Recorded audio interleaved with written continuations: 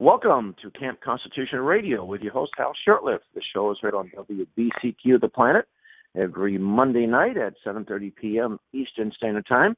WBCQ is broadcast out of Monticello, Maine. It is replayed every Thursday at 7:30 p.m. Eastern Standard Time, and also on Podomatic.com. Just go to Podomatic and do a search and put in Camp Constitution Radio, and you'll find many archive shows, and we encourage you to follow that so you'll be notified when a new video, a new show is posted. And we have other things other than just the show. We have some interviews and some things going back to the 70s and 80s. We've got Gary Allen interviews and Sam Blumenfeld and some other folks of interest that you should be able to find very interesting. Just the other day, somebody downloaded every single program. I think there's about 70 or 80 up there posted, so I'm very glad to see that. Also, our YouTube channel, you could find our archived our shows. We convert most of them to YouTube video, and you can enjoy them and subscribe to our channel and share and view and all that good stuff. And this is really public domain.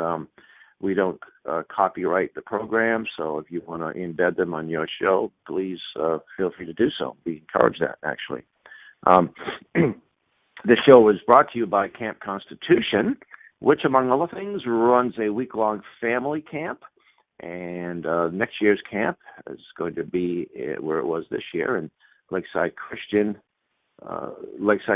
Camp and Conference Center, July 28th to August 3rd. And we're lighting up the program and the instructors. You can get our promotional material from our website and hopefully be interested. And we also have a speakers bureau where we go out and present things to different groups, and sometimes we sponsor our own. And I'm up in Maine. I was up in Maine this week and last week speaking to a different number of groups. I was up in Presque Isle. Drove by the station there, WBCQ, and I saw this huge antenna. So I'm very pleased to see the progress that's being made there. I think Alan Wiener is building, and his colleagues are building one of the, if not the largest, shortwave station in the world, at least in the United States. So I'm very happy to see that. I gave presentations on the deep state, which I'll be discussing, and also I spoke to a church on the subject of Camp Constitution. Now, coming up in the middle of September 15th, actually, in Scotta, Maine, we're going to have a half-a-day program. Saturday, it's a place called Cottage in the Woods, and if you go to our Facebook page, you can get the address on there, and or just contact me directly. But we're going to have the first program will be me giving Know Your Constitution. That will be 10 o'clock, and then Professor Willie Soon will be coming up at 11 o'clock and giving a presentation entitled The Climate Change Hoax. And it's interesting, and any time there's some unseasonably warm weather, and we've had a little bit of a heat wave here in the United States, and in fact Europe as well, these folks are screaming bloody murder, that somehow every time there's hot weather, it's something to do with CO2. Correlation doesn't mean causality. And the only way to solve this problem, of course, is to have big government step in and just regulate us out of existence. And it's interesting how many people buy into this. I'm staying up in Maine, I'm up in Maine doing this show here in a little town of Hollow while I went for a walk, and I see these signs with the rainbow, and we believe, we support Black Lives Matter, we love our Muslim brothers, and we believe in climate change. If climate change was something that was so obvious and evident, why do you have to affirm it so vociferously? You think, well, of course there's climate change. Of course, climate does change over time, and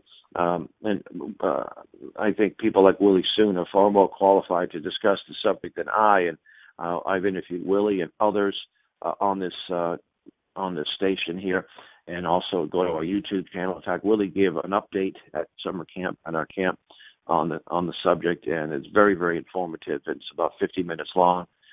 It's worth seeing if you really want to get some information. And Joe DiLeo is is a colleague of Willie. He's the co-founder of the Weather Channel.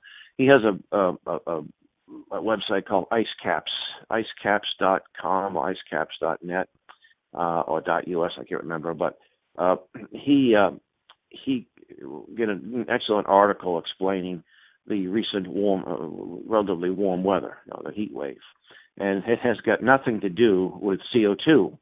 But he's a trained meteorologist and a scientist, so he knows exactly what's going on, and he's not screaming bloody murder, the world's coming to an end because unless we use plastic bags and ride bicycles and stop eating meat.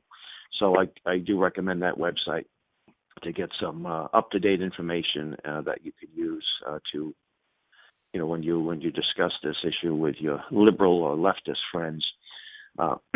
Now, last week I discussed the flag, the Christian flag issue, the lawsuit that we filed against the city, and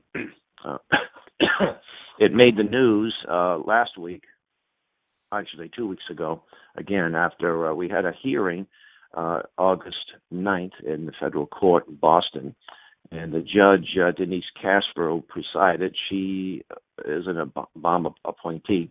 So we really didn't expect her to issue an injunction and rule in our favor. Now, this isn't the end of it, but she just last week she ruled against the an injunction. It means that the decision of the city of Boston stands.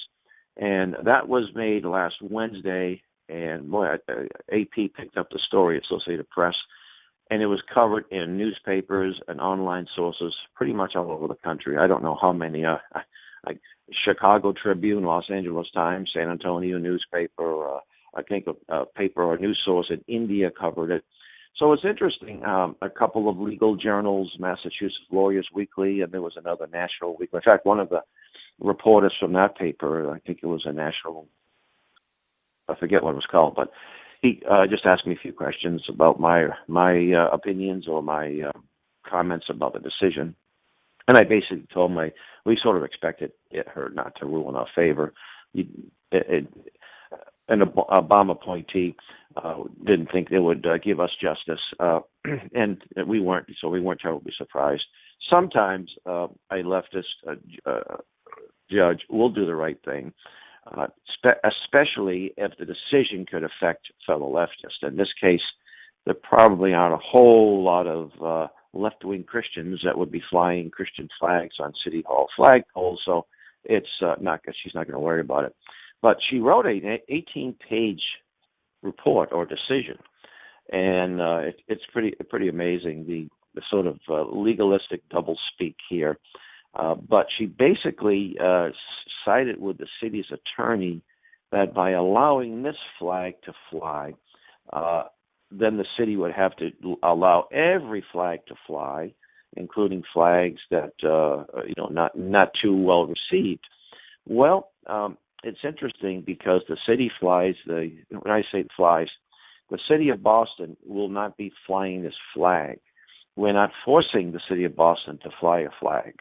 We applied for a permit to fly the flag on what they call a public access flagpole, and nothing in the city's instructions or guidelines says anything about secular flags only. That's something that was done arbitrarily.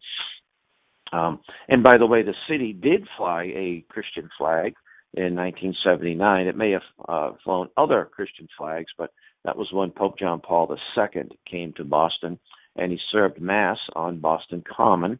And along with the U.S. flag and the state flag and the city flag was the Vatican flag, which I would say is a Christian flag. I don't think too many people would dispute that in the court of law.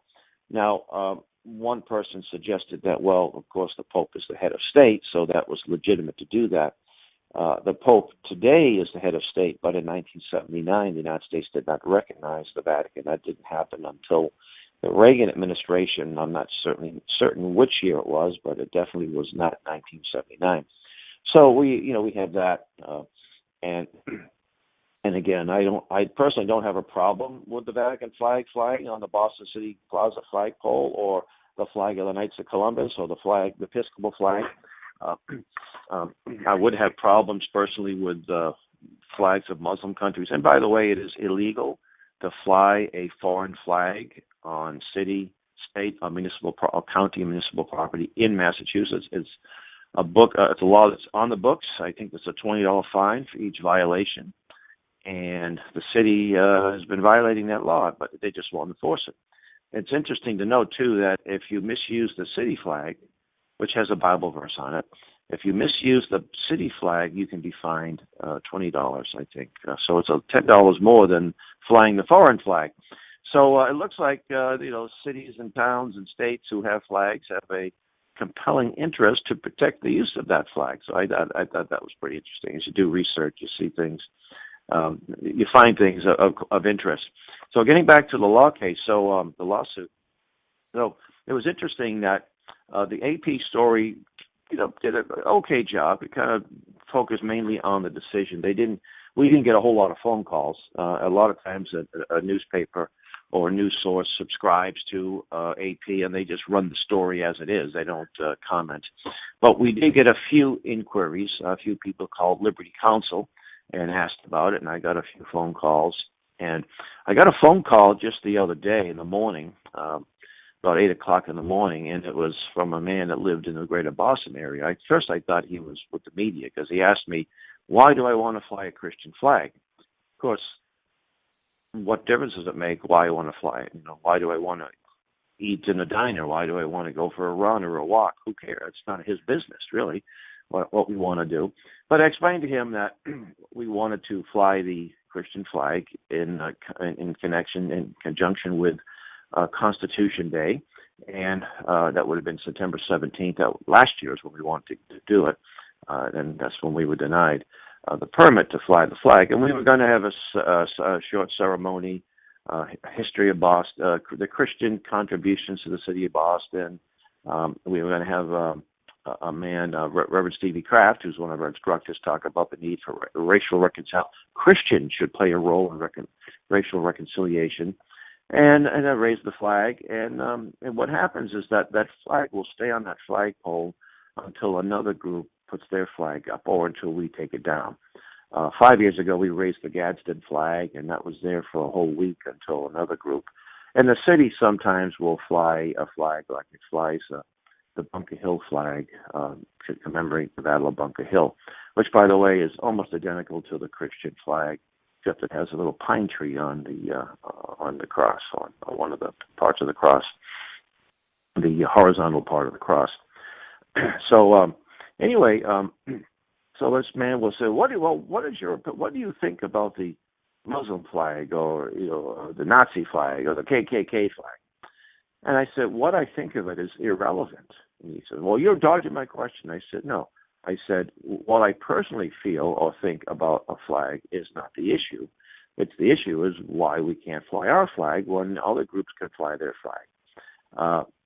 So I explained to him, no, I said, personally, I do not like the flag of Communist China, especially when the city passes a resolution honoring the Communist Chinese Revolution that led to the deaths of millions of people, or the Cuban flag, which is an oppressive regime, 90 miles off our shore.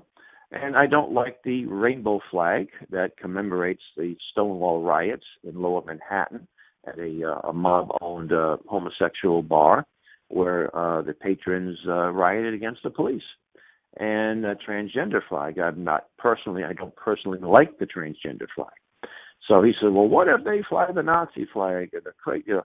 I said, well, this is what you ought to do. I said, you find out when that flag is being flown, and then you go down there and you get a permit, or just get a permit, and fly your flag right after their ceremony. That means their flag comes down. Or, of course, the city might just completely do away with that. And that's their prerogative. But it looks like the city says, we accept the speech and what represents Communist China. We're okay with Communist Cuba. We're okay with the homosexual agenda. We're okay with the transsexual agenda. But that little red cross on a Christian flag, we just can't accept that. And the judge actually, she used the terminology, forced the city of Boston to fly, and separation. It will basically look like the city of Boston is embracing the Christian religion. And it's almost ludicrous because I don't think anyone is going to ever accuse the mayor of Boston and the city council members as being somehow Bible thumping Christians.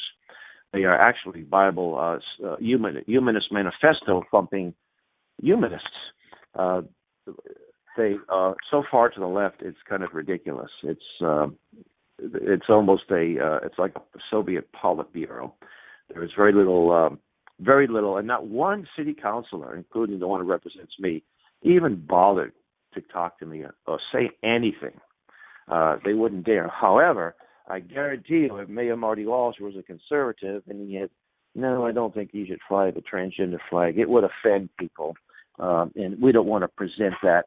Transgender people have a very high suicide rate, and it causes a lot of stress in the family. We don't want to celebrate that. It's just not the right thing to do.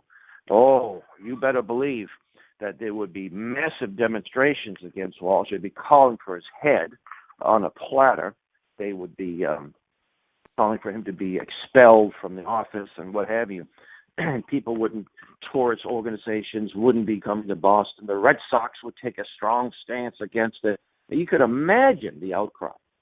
But a little Christian flag.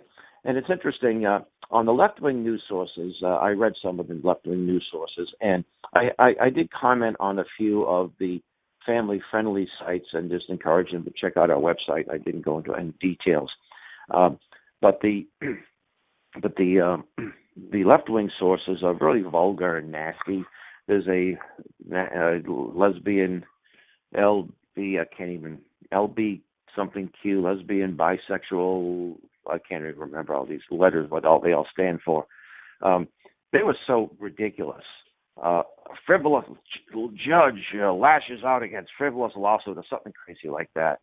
And I'm thinking, that's frivolous, but forcing a little bakery in Colorado to put little homosexual two men in tuxedos on the top of the cake, that's not frivolous. That's a civil rights issue that needs to be addressed, and we'll raise money all over the country to make sure that man is brought to justice and forced to do something that violates his own. He has no business having any opposition to our agenda. See, that's not frivolous. But this lawsuit, it deals definitely with the First Amendment issue, as well as the state constitution's free speech. That, of course, is frivolous. And of course, they want to make a case that we're homophobes when not. That's not the issue at all. But they want to make it the issue. And then another site will say that we're victims. We've had it so good for so long, and now these Christians are complaining, and they have a persecution complex and all that. It says we don't have a persecution complex. And my bottom line is, what are they so afraid of? Why are they so afraid of a little ceremony talking about racial reconciliation and why that little flag with a red cross on it? I mean, how horrible could it be? But you see, I think this case, and this is why one of the reasons why Liberty Counsel took this case, because this case could have, could set a precedent. And I think we really had no choice in this issue. When the permit was denied, I got a phone call.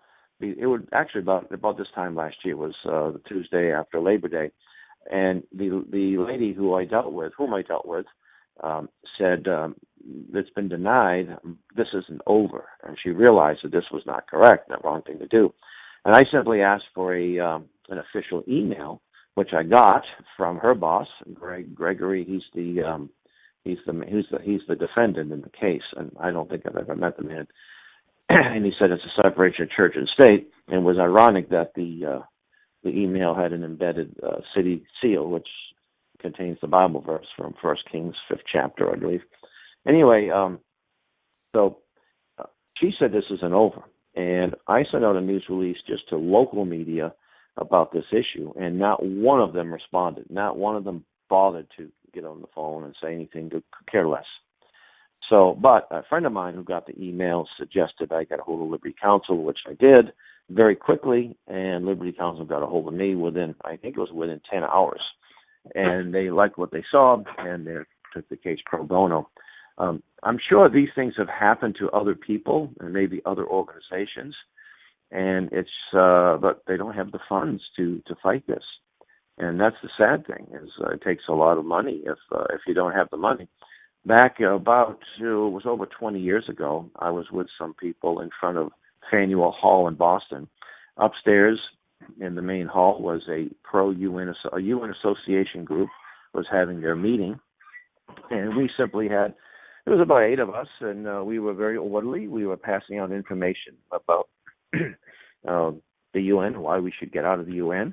We weren't harassing anybody. We weren't, we weren't blocking anybody's entrance. We weren't selling anything. And a security guard who looked like he had the power of arrest, he was carrying a gun and such. He said, I think he was a city facilities officer. He wasn't a Boston policeman. He said, "You have to leave, or you will be arrested." And I said, "What ordinance or law are we breaking?" He couldn't tell me. He said, "The people upstairs don't like you here." Well, I said, that sort of makes our case against the UN, doesn't it? So I actually called 911, and he said our right to assembly is violated, and I think you should come out. Oh, that's a civil case. We can't deal with that. So I did call a lawyer, and he said, "You got a good case here." He said, "But it's going to cost you $5,000 to get started." And I thought, well, don't have $5,000.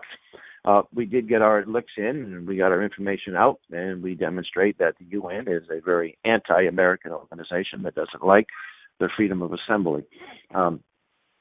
Did get a hold of one city councilor, and he sent me the rules and ordinances, and we weren't violating any of them.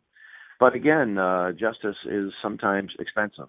And if you are in a minority ideologically in Boston, there's not much sympathy for you. And then, because that was over 20 years ago. So so our next step is to, we had 2 options. One is to ask for an emergency injunction, which our attorney, Roger Ganem, said is sort of hard to get. And my other concern would be, well, if we do that, and in the likely event they give us the injunction, we don't have a lot of time to actually prepare. And I expect that we'll have a much bigger turnout. If the city just said, "Oh yeah, go ahead and fly the flag," it wouldn't have been much of an issue. It would have been up there for a couple of days maybe, and very few people would have taken notice. But now it's going to be, I think, a major media event if we do get the permit. So what we're going to do is just file an appeal, and it's going to be a few months before we can probably get a hearing. And we're just going to put it in God's hands. And I'm very delighted that this organization, Liberty Council, is doing this. And I this was never my intention. Somebody said, one of the liberal columnists, one of the liberal, the Boston Globe, and the people commenting, "I'm looking for my 15 minutes of fame." That's not what this is about. Of course, they don't understand that. And it's interesting, too, just how ignorant some of these people are, separation of church and state. In fact, this man that called me a few days ago, he actually is a libertarian-type guy, a likable guy, but he said, separation of church and state. Thomas Jefferson wrote the Constitution, and this is what he said. And I said, Thomas Jefferson didn't write the Constitution. In fact, Thomas Jefferson was in France when the Constitution was written. I said, what you're referring to is a letter he wrote to the Danbury Baptists of Connecticut. And the Danbury Baptists were a little concerned that there would be a national church established. And he basically made reference to a separation. I think he said it's a one-way thing. I can't remember. And at that time, you had states that were state churches, that had state churches. And I asked this gentleman, did you know that the First Amendment of the Constitution was ratified in 1791? It was December, I think it's December 16th, 17th, Bill of Rights Day. And I said, for some reason, and a lot of these states didn't do away with that, their state churches up until the 1820s. Massachusetts had a state church up until the 1820s. So how was that allowed? Somehow, and I'm not in favor of a state church, by the way, at all, but the states had them. And on their own, without any pressure from the ACLU or gay and lesbian groups or transgender groups, because they didn't exist back then, of course, I'm being a little facetious, that they thought, no, this wasn't the right thing to do, and they removed that from their state constitutions. And a lot of times they, past practices, they came from Europe, and they, well, this is what they do in Europe, so we should do it here. And it's interesting too. Of course, a lot of our laws, common laws and such, came out of England, and a lot of these were good things. But as time went on, we started having our own unique experiences. And I think that's where the term American exceptionalism came from.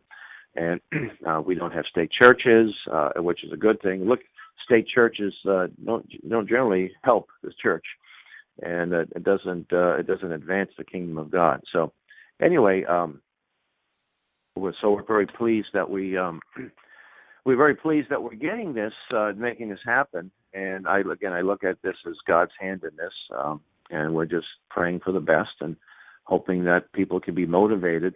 And this is something we probably encouraging other groups to use that flagpole. There was a ProLife flag, and I'm encouraging some local pro-life organizations to fly the ProLife flag that doesn't have any Christian symbolism. And there's a few pro-life flags that I've seen. One of them has a little baby in the center of it, and it just says "Choose Life." And if you go to Google Images, you'll see various. And the other thing too is that depending how this case comes out, we're going to be using this flagpole for other things too. It's not just this one Christian flag, but we have not designed a flag, but we're going to have someone design the flag for Camp Constitution.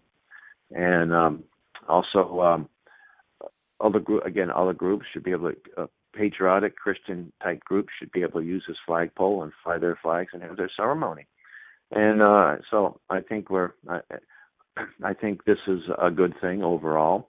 It's giving people a good lesson on the Constitution, on the First Amendment, and other things. So stay tuned to that. I'll update people as it comes. You can, in fact, I would encourage you, just do a search, federal judge denies Christian group or Christian flag. It was fascinating when you just do a search and put federal judge denies Christian whatever, a lot of other things come up. It seems that it gives evidence that the federal government is hostile to Christianity. They rule against this and they rule against that, rule in favor of atheists and so forth. Well, of course, when your federal government is a de facto humanist, the original religion of humanism, they're always going to rule against Christians or people of faith. It just makes, obviously, you expect that. You expect, and it's even under the Trump regime, because you've got hundreds of lawyers, or judges, I should say, that were appointed by leftists in the past, and many of these leftists wear the Republican mantle. And some of them are just afraid to take on the culture war, the cultural Marxism that's really permeating our society. It'd be interesting to see. If a Muslim group wants to raise a Muslim flag, but Muslims aren't really big on symbolism and statues and things like that. So it's not likely that I haven't seen any doing that in Boston, and they probably don't think they have to. So I'm not, again, but if the city has a policy where private organizations can raise their flag, they've got to let them raise their flag.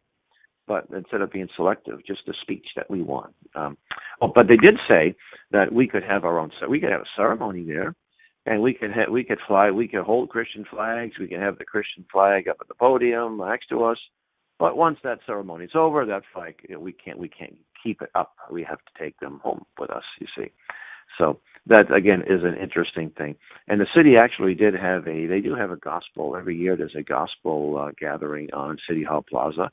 And the City Hall will rent to Christian groups to use their facilities and schools around the city. There's a public school, a government school in West Roxbury section of Boston. I actually attended a service there on a few occasions. So that seems to be okay. That's not a problem here, but with our flag it is. So again, stay tuned. And I think I'm running out of time. I was going to talk a little about the deep state, but that will have to be for another show. So thank you for listening. You've been listening to Cant Constitution Radio with your host, Hal Shurtleff. And the show is heard on WBCQ The Planet every Monday night at 7:30 p.m. Eastern Standard Time, as well as Thursday night, same time. And you could find us on, visit our website, cantconstitution.net. Go to our YouTube channel, and we do encourage you to subscribe to our channel. We reached about over 3,200 subscribers, and we're close to 1 million views on our. And we have all of our videos, just about all of our videos from camp, all of the classes, incredible classes, are uploaded, and some of them are enjoying good viewership. Some of them we need to boost the views. So please do that. That's one way to help. Another way to help, if you like what you're hearing, to help this show, it does cost a little bit of money to have this show, and consider being a Cant Constitution supporter. Go to our website. There's a PayPal button. You can make a one-time donation or a reoccurring donation. And if you have a business or a nonprofit, we will list you as a sponsor. And with that, you get a legitimate tax write-off. It's a business expense.